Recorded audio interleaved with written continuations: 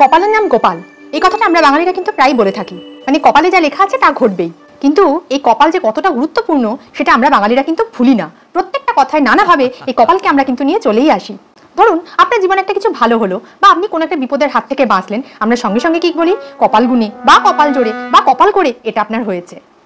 আমরা মোটামুটি এটা বিশ্বাস করেই নিয়েছি যে কপাল ভালো হলে সব ভালো হয়, আর যদি কপাল খারাপ হলো কিচ্ছু ভালো হবে।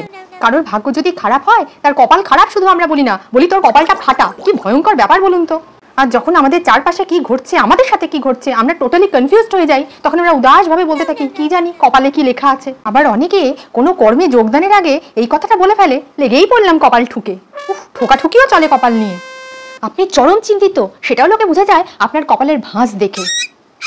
অনেকে তো আবার কারোর চওড়া কপাল দেখে সেই কপালে কত কি লেখা পড়ে নেয়। আমি কিন্তু কিছু বলিনি, কে কি পড়বে সেটা সম্পূর্ণ তাদের ব্যাপার, আমি কিছু জানি না। সুতরাং একটা জিনিস আমি পরিষ্কার বুঝতে পেরে গেছি, আমরা এই কপালটা খুব কপাল করে পেয়েছি।